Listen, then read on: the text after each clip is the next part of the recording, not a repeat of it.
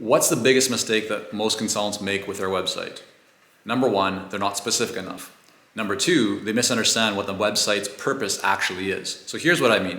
If we talk about the purpose of your website as a consultant, it is in most cases not to generate direct revenue, right? For most consultants, their website is not an e-commerce platform. It's not where people go, enter their credit card in, and and have an experience. For most consultants, their website serves as confirmational marketing, meaning that a potential buyer sees a presentation that you've given, they read an article that you've written, they receive an introduction, a referral to you, or you have a conversation with them. And then before they decide to move forward, before they decide to sign a proposal or spend more time in conversation with you, they're going to go to your website, or they're going to go to your website even before they have a conversation with you, once you've set a meeting or at a time before that, to find out more about you. And what they're looking to see is the message consistent? In terms of what they're looking for, in terms of what they've heard about you, what they've seen, what they've read.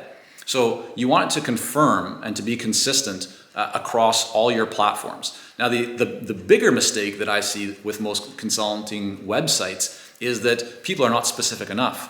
Their website is very high level, very general. They're trying to cast a wide net so that it could be relevant to many people. And when you do that, you typically are not relevant to anyone.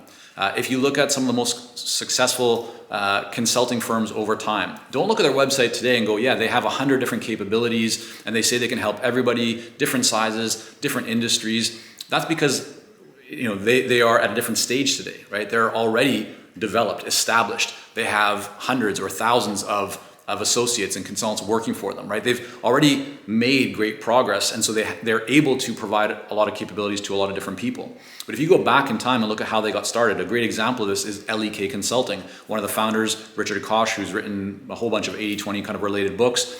LEK Consulting, I believe, started in London.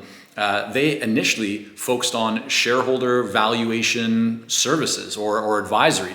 And that's what their website talked about. If you go to LEK Consulting today, you'll feel like they offer everything to everyone. And this is a mistake that many consultants make, is they look at that and go, yeah, this is what LEK is doing, but that's not a good representation of what you should be doing because you're not as established as they are. So be very, very specific. Focus on the pain points and problems that your ideal clients have. Focus on communicating so that they really feel like you understand them and what they're going through, and offer as much proof as you can. The more proof, case studies, testimonials, content that is valuable and that shows and demonstrates that you have done what you say that you can and will do, the more of that you can provide, the better experience it's going to be for a buyer and prospective client, because they're going to go to your website, they're going to feel like you're talking to them, that you understand their situation, and you have a lot of proof that demonstrates that you've created results for others. You have a list of achievements or outcomes or successes that you've been a part of either in your employment life or as a consulting firm and consultant. You have a list of different companies that you've worked with, logos and so forth. You have testimonials, you have case studies, you have content. All that comes together to support